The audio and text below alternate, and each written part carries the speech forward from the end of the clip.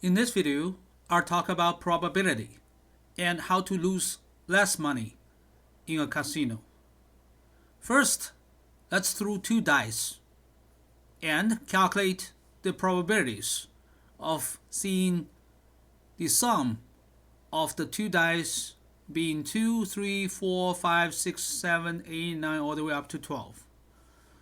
The probability of getting 2 is, well, 1 out of 6 times 1 out of 6. That's 1 out of 36. It's because you have to get 1 from the first dice and 1 from the second dice. And these two events are independent of each other. Now, what's the probability of getting 12?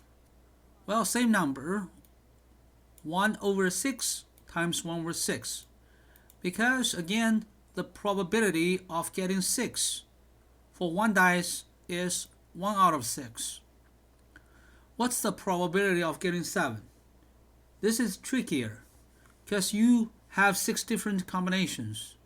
You can have 1 plus 6, 2 plus 5, 3 plus 4, 4 plus 3, 5 plus 2, and 6 plus 1.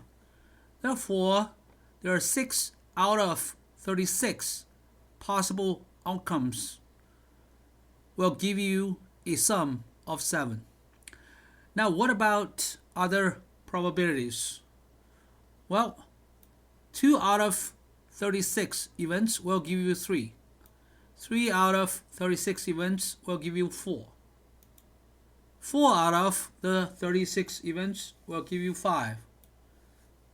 5 out of 36 events will give you 6 or 8. Why is that? To get 8, you need 6 plus 2, 5 plus 3, 4 plus 4, 3 plus 5, and 2 plus 6. There are 5 possible outcomes that give you the sum of 8, and so on. So over here, again, in the end, the probability of getting 12 is 1 over 6 times 1 over 6. Now let's play Blackjack. The card values are 2, 3, 4, 5, 6, 7, 8, 9, and then 10. Jack, Queen, and King are considered 10 as well. Ace is 1 or 11. So that's the rule. And then let's calculate the probability of getting a blackjack. A blackjack is 1 ace plus a 10 or jack or queen or king.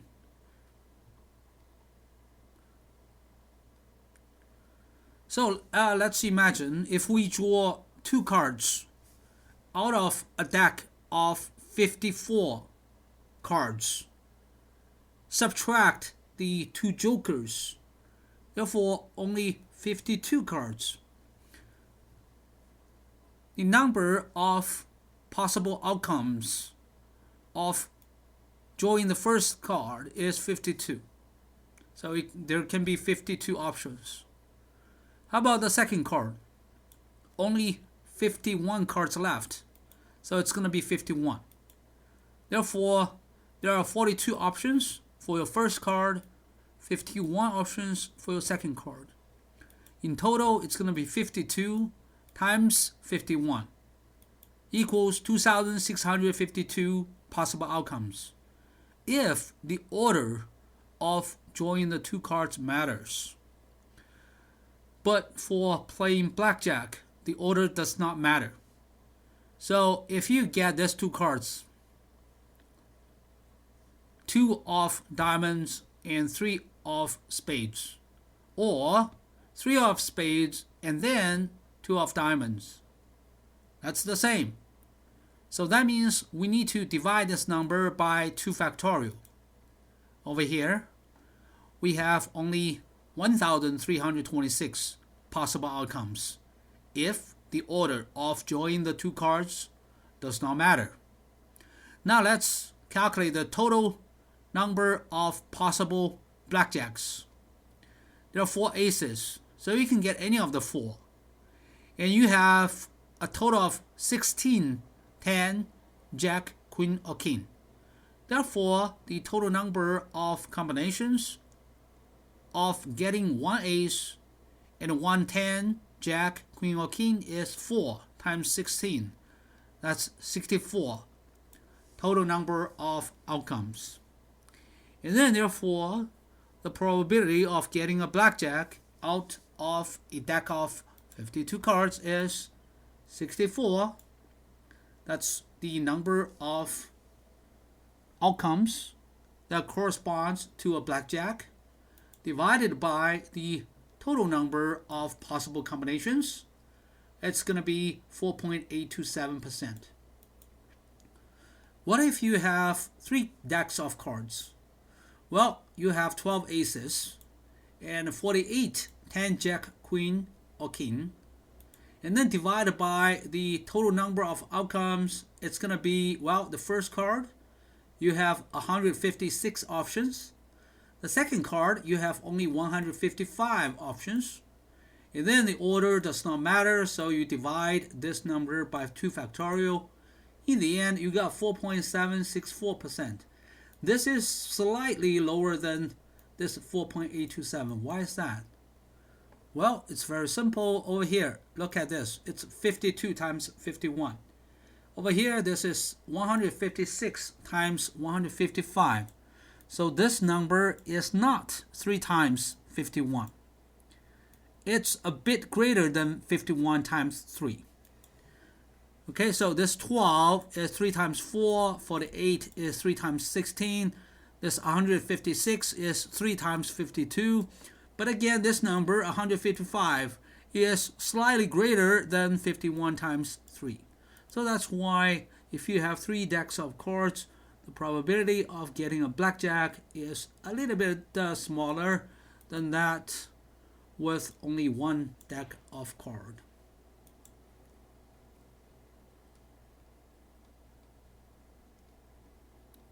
Texas Hold'em. Now we draw 5 cards. So what are the possible outcomes if we draw 5 cards? The first card, you have 52 options. The second card, you have only 51 options. The third card, 50. Fourth, 49. Fifth card, okay, again, because when you are drawing the fifth card, you need to exclude the first 4. Therefore, there are only 48 options. If the order of drawing cards matters, you have 300 million different possible outcomes drawing 5 cards. So this is roughly the United States population, 300 million. What if the order of drawing cards matters? You have this number. What if the order does not matter?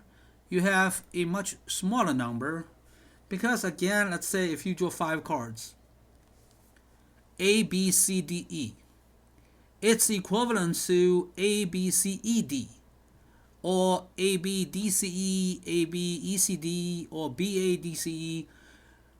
There are actually 5 factorial permutations if you move the 5 cards around. So every single combination of 5 cards corresponds to 5 factorial different permutations. 5 factorial is 5 times 4 times 3 times 2 times 1, because if you are trying to order 5 cards, the first one, you have 5 options. The second one, 4 options. The third one, 3 options. And then 2 options, 1 option. So a total of 5 times 4 times 3 times 2 times 1 different options. And how much is that? 120. Therefore, if the order of the 5 cards does not matter, we need to have this number divided by factorial, or 120. We get only roughly 2.6 million possible outcomes. And in Texas Hold'em, the order of drawing cards does not matter, so we're going to look at this number. Okay, first, let's talk about royal flush. So it has to be 10, Jack, Queen, King, and Ace of the same suit. So how many combinations are there? Only 4. Okay, you can have a spade, royal flush, a diamond, a club, or the other one. Anyway, there are 4 possible such distinct hands. So what's the probability of getting a royal flush? Well, it's going to be this 4 divided by the total number of outcomes. The result is very small. The probability is 0.0001539%. So again, this number is just 4 divided by the total number of outcomes. Straight flush. Okay, this time we're not talking about royal flush. So it can be 2, 3, 4, 5, 6, or 4, 5, 6, 7, 8. So whatever. Therefore, the leading card can be 1 to 9. I'm sorry. So the leading card can be Ace, 2, 3, 4, 5, 6, 7, 8, 9. So if the leading card is Ace, it's going to be Ace, 2, 3, 4, 5. If the leading card is 4, the straight flush is going to be 4, 5, 6, 7, 8. Alright, so there are 9 of those combinations for each suit. And there are 4 suits. Therefore, the total number of distinct hands of straight flush, excluding the royal flush, is 4 times 9. So again, you have 9 possible different leading cards. That correspond to 9 different straight flush. So we have 36 possible outcomes that correspond to straight flush. And then 36 divided by the total number of outcomes, 2.6 million. Well, you get 0.001385%. What if we include the royal flush? Well, the result is going to be simply this number multiplied by 10. 4 of a kind. Okay, this is a little tricky. Okay, you need to think about this 4. Same kind first. So it can be 4 aces or 4 kings, 4 queens, or 4 twos. There are 13 options. Alright? So there are 13 options to get 4 of a kind. And what about the last card? You have only 48 options left because you need to subtract these 4 cards. So it's going to be 13 times 52 minus 4. The result is 624. And then this number divided by 2.6 million, the total number of possible outcomes, get 0.02%. Still a very small number. So again, if you draw 5 cards out of a deck, 1 out of 4,000 times, you will get 4 of a kind. Now, full house, it's easier. Full house consists of 3 of a kind and then 2 of a kind. So first, you need to determine how many options are there for this 3 of a kind. There are 13 different values, so we have that option. And also there are 4 suits, we have that option. So to determine this 3 of a kind, we have 52 options, 13. You may choose one of 13 different values or ranks. And also you may choose 1 out of 4 different suits. So you have 13 times 4, that's 52 options. Alright? And then it's impossible to have the 3 of a kind and the 2 of a kind in the same suit. With the same value or rank.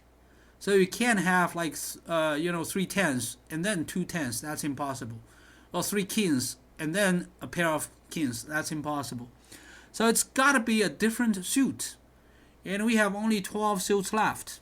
All right. So therefore there are 12 here. All right.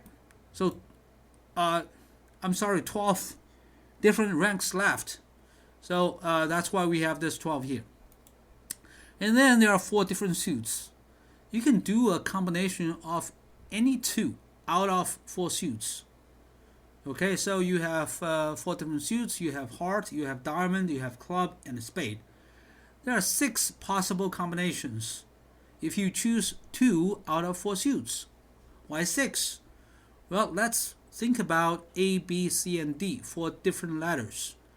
I'm asking you to get 2 letters out of 4. So you can have A, B, A, C, A, D, or B, C, B, D, or C, D. So 6 possible combinations. Therefore, for this pair or 2 of a kind, you have 12 possible ranks times 6 possible combinations of suits. You can actually reverse this analysis. You can look at the pair first, and then it's going to be 13 times 6. And then you look at 3 of a kind, and then it's going to be 12 times 4. So the final result is going to be the same. So it's going to be 13 times 6 times 12 times 4. The result is the same, 3,744. And this number divided by 2.6 million, you get 0.144%. All right. So that's all about cards. Now let's talk about gold coins. If you put 3 gold coins into 10 boxes, how many possible outcomes are there? It's a tricky question.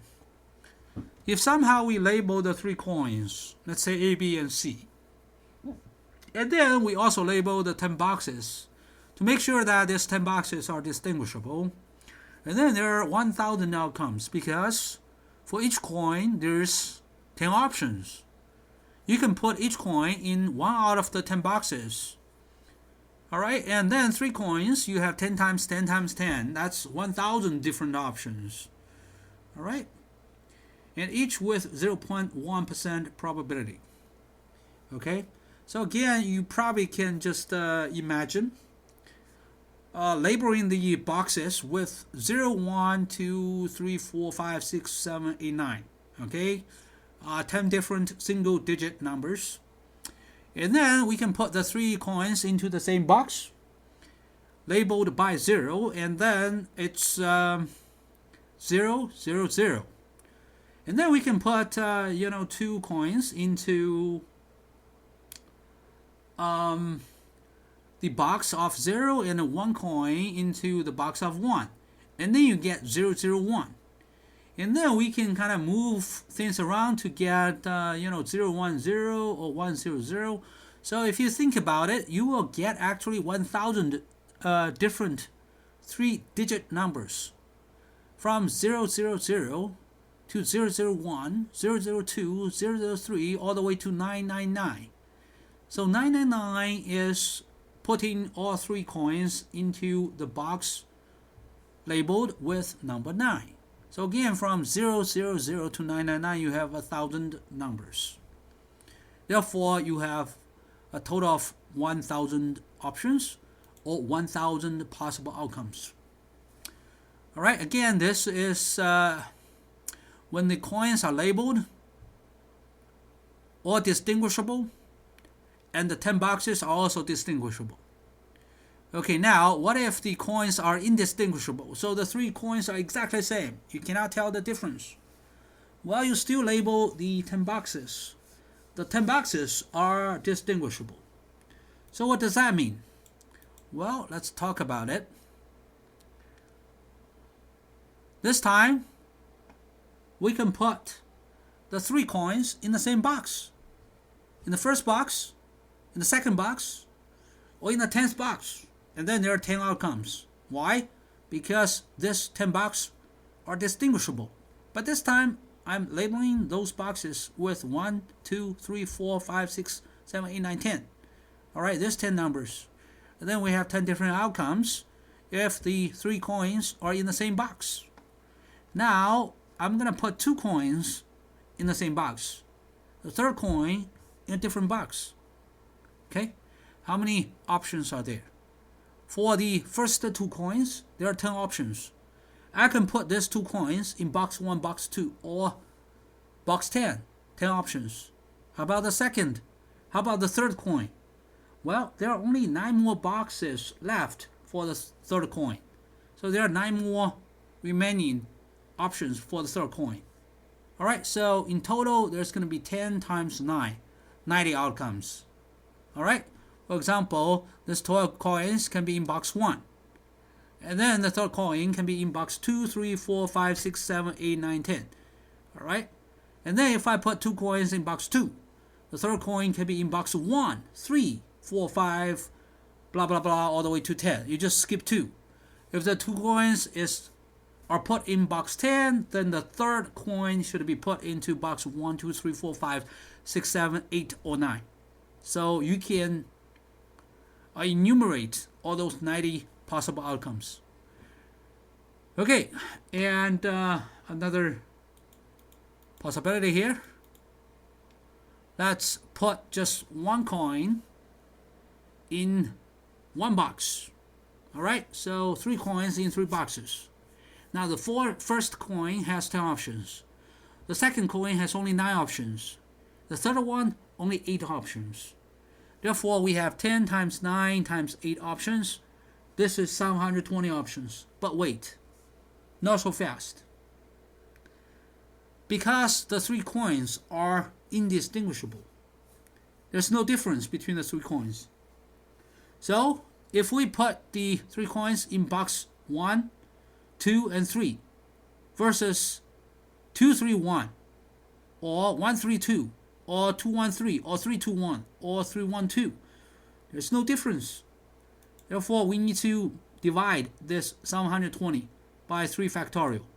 That's 240 outcomes. Oh, I'm sorry, that's 120 outcomes.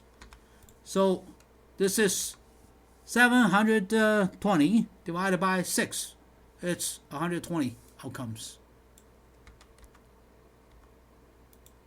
All right, so in total we have 10 plus 90. That's 100 plus 120. So it's 220 possible outcomes. All right, sorry about the mistake.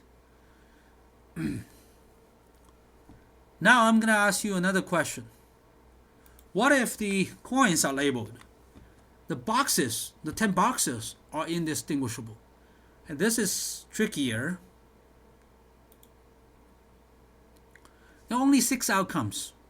So the coins are labeled, so the coins are distinguishable. I'm going to label the 3 coins A, B, and C. Right? And again, the boxes are indistinguishable. So it doesn't matter if I put all 3 coins in any of the 10 boxes. It's the same.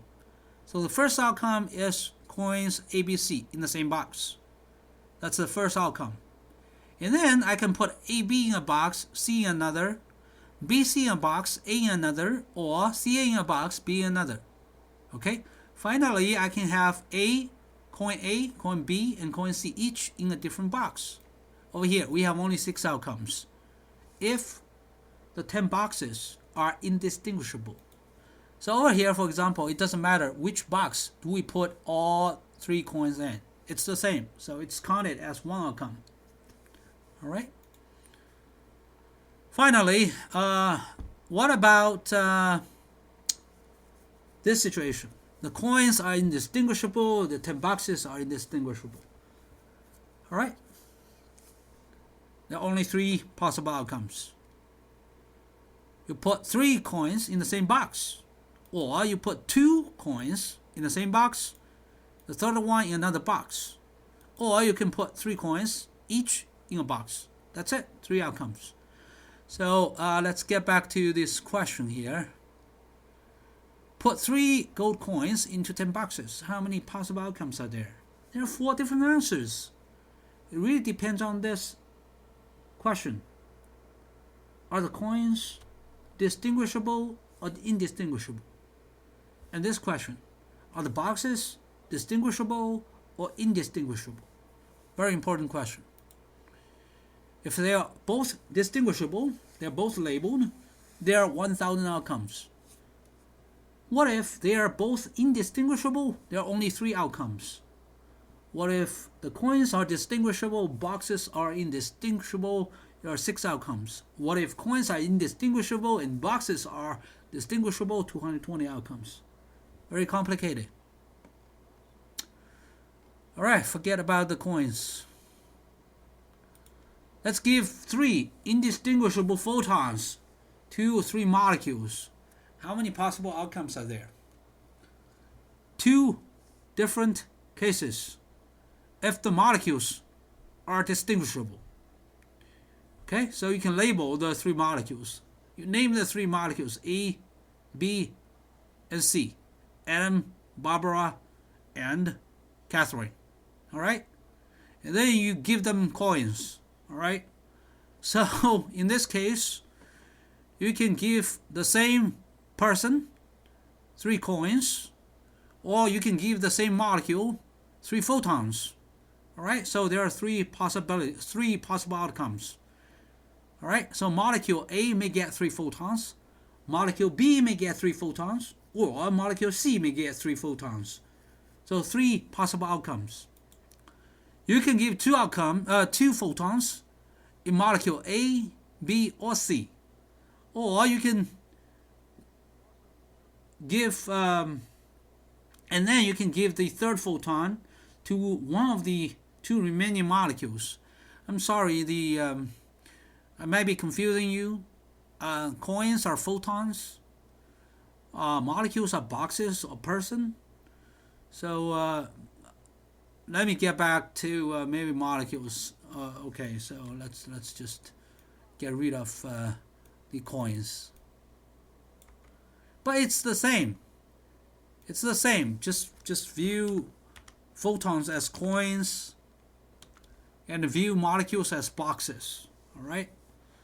So molecules are just boxes. They hold photons. Okay, they hold photons. So now it's probably clear, more clear. Let's give 3 photons to 3 molecules, and the 3 molecules are distinguishable. All right. Let's say molecule 1, molecule 2, or molecule 3, or maybe we can say box 1, box 2, box 3. Okay, the 3 molecules have names.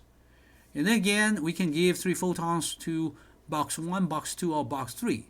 Or we can give 2 photons to box 1 or box 2 or box 3, while the 3rd photon can be given to one of the 2 remaining boxes. Therefore, there are 6 outcomes.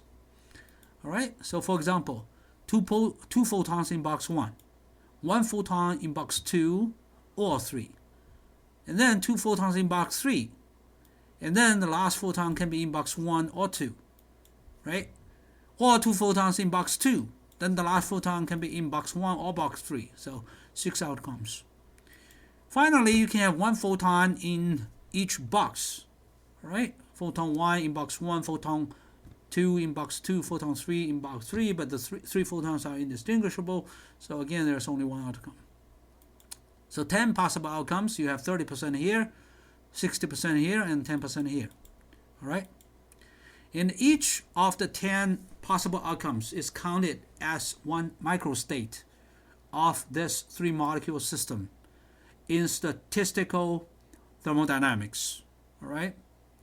And then we call this 10 microstates. 3 microstates belongs to this first configuration. 6 microstates belong to the second configuration. The last outcome belongs to the third configuration.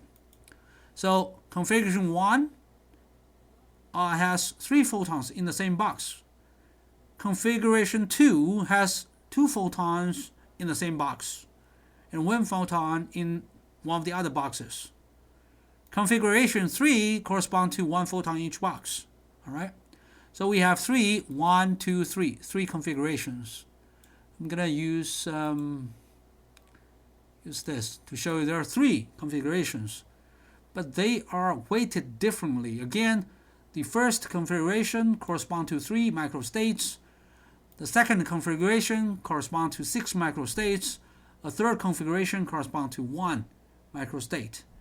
Therefore, it's more likely to observe the second configuration with 60% chance, followed by the first configuration with 30% chance, the last one 10% chance. And also, if we are talking about a chemical problem, let's say the molecule can dissociate after absorbing 3 photons. And then if we shed 3 photons to 3 molecules, my question is, what's the probability of observing the dissociation of one of the three molecules? The answer is 30%. All right, it can be molecule 1, molecule 2, or molecule 3. 30% chance. All right.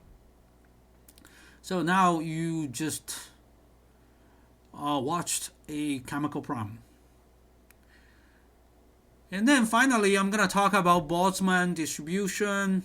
So this is very important for us to connect quantum chemistry of maybe one or two atoms or molecules with thermodynamics, which concerns a huge number of atoms or molecules, usually 10 to the power 23.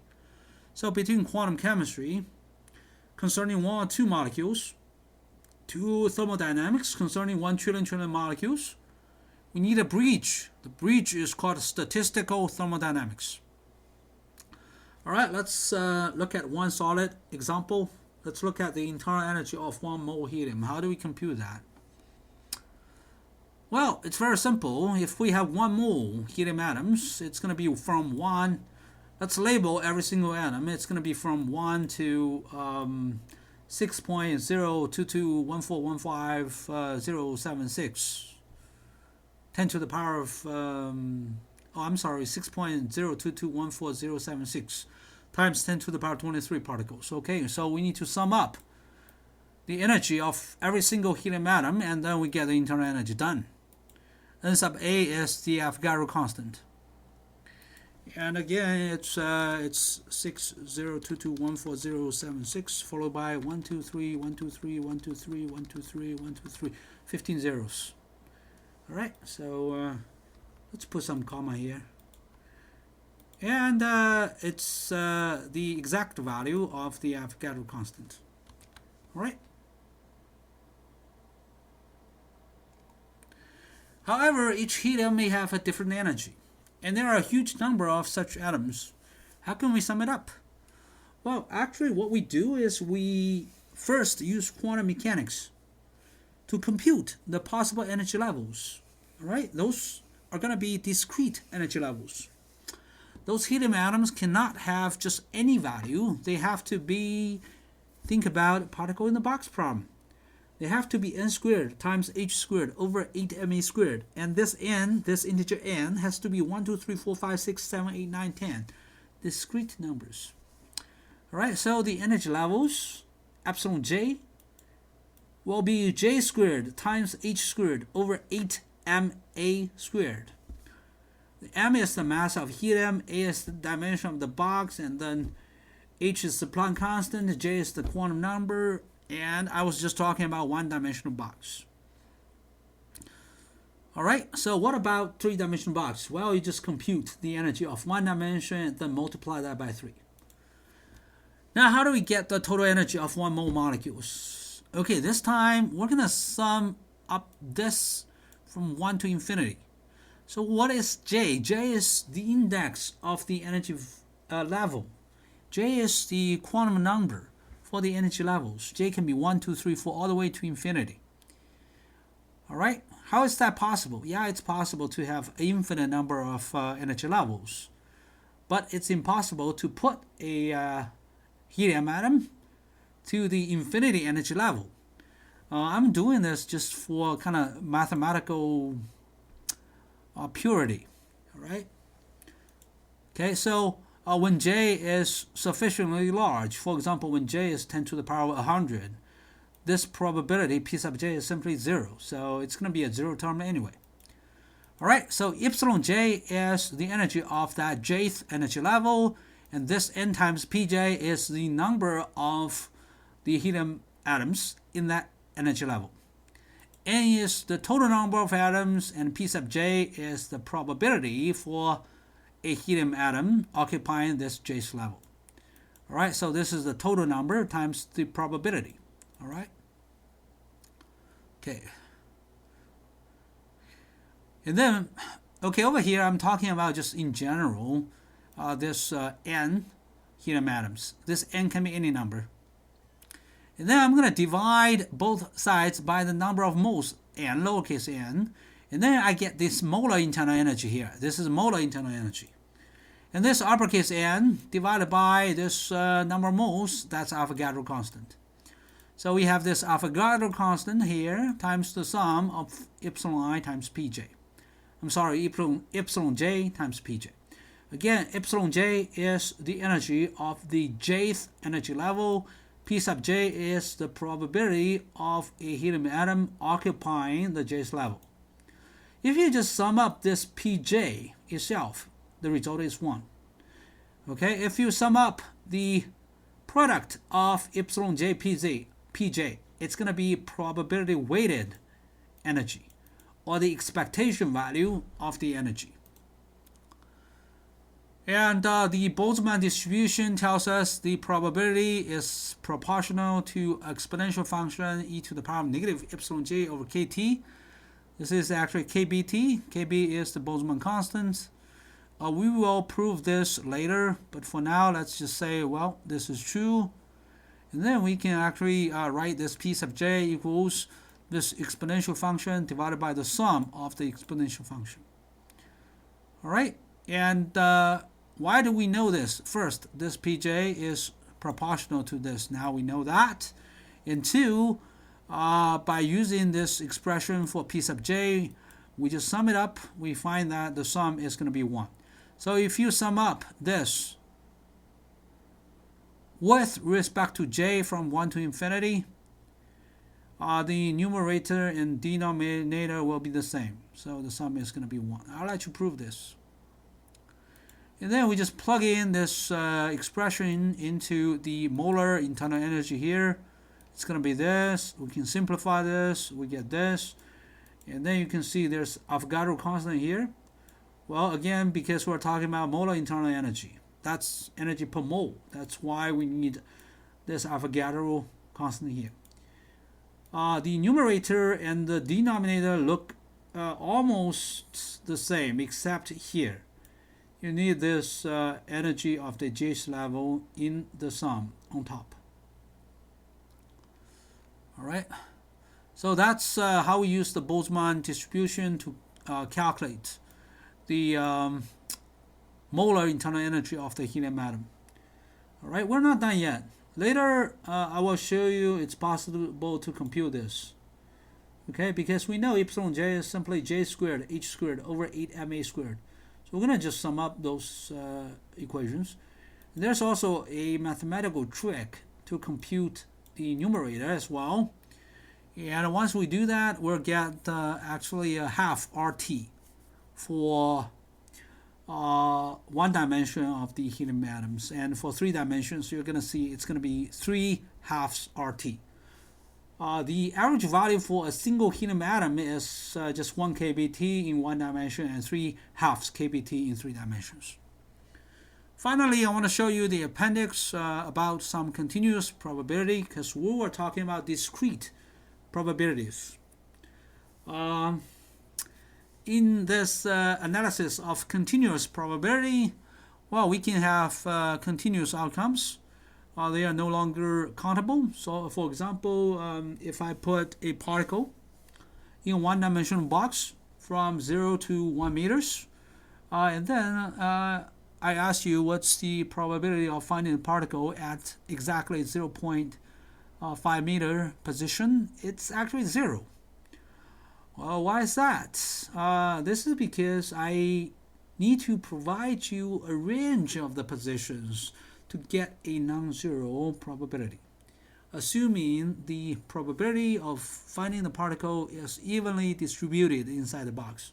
So between 0 and 1 meters, I need to evenly distribute the 100% probability.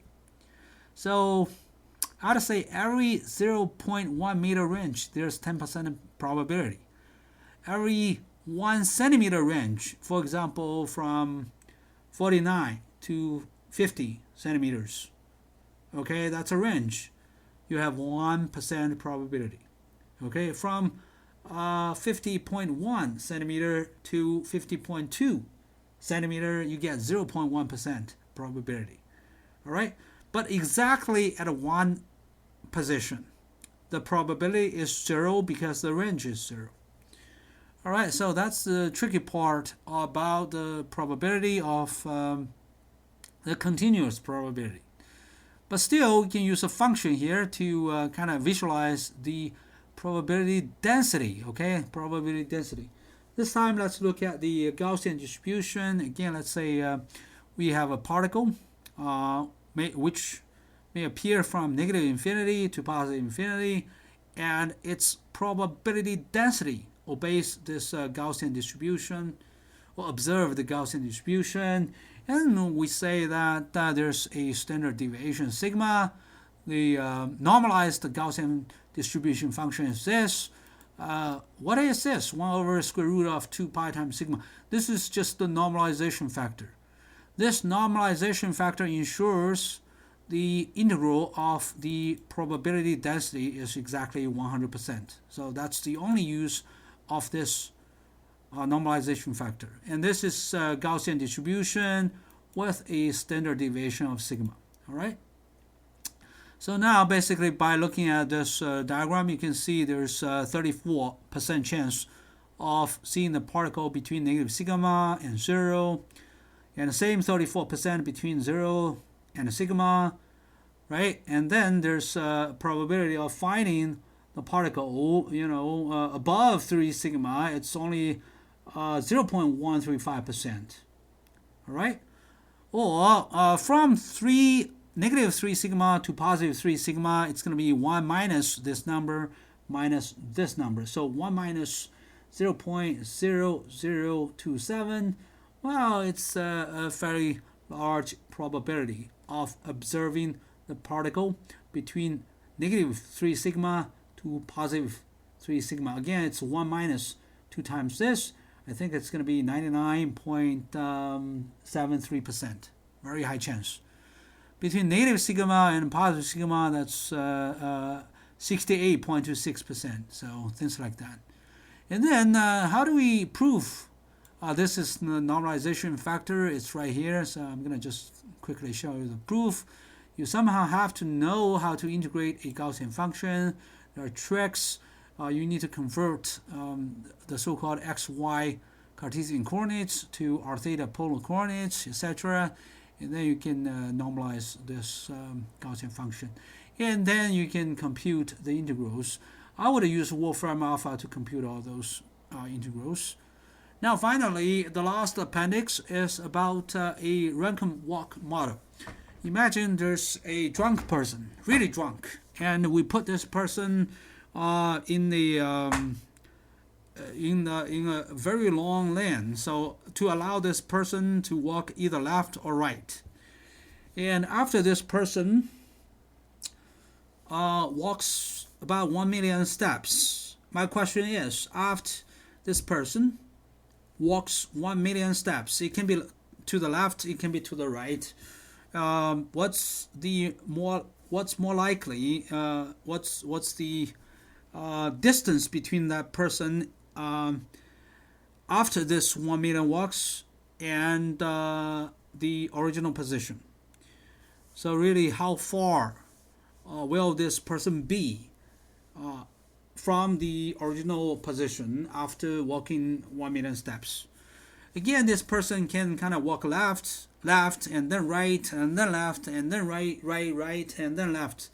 So in the end, well, of course, it's possible for this person to be at the original position exactly if that person walks 500,000 to the left and 500,000 steps to the right. Or this person can just walk 1 million steps in the same direction, and then this person will end up with 1 million steps away from the original position. But the chance of seeing that person, 1 million steps away from the original position is actually 2 over 2 to the power of a million. So again, it's 2 over 2 to the power of a million. So it's very unlikely. There's higher probability of finding the person to be at the original position. But again, what's the most probable position? it's going to be roughly 1,000 steps. Okay, usually it's just you take the square root of the number of steps. This is called random walk model. So to study this model, we need some mathematics. You need to prove Stirling's approximation first. The logarithm of n factorial is actually this. Okay, we can prove this maybe in another video. And then we go through a lot of derivation. Over here we're talking about the number of possible outcomes. So this person may walk, left and right with, different number of steps. So if the person works a total of n steps, this person may work to the left this many steps and walk to the right this many steps. So there are this many possible combinations. And okay, I'll skip the math unless you are really interested in this, or you would like to become a mathematician or quantum chemist, and then take a look at this. So in the end, I think I just proved that okay, it's a long derivation. In the end, the distance is gonna be it's gonna observe this Gaussian distribution. There's gonna be standard deviation. So okay, this is a little bit too long, but anyway, I'll stop here. So in the end, after walking 1,000,000 steps, the distance between the final position of the drunk person and his initial position observes this Gaussian distribution. So and more likely this person is gonna be 1,000 or several thousand steps away from the original position.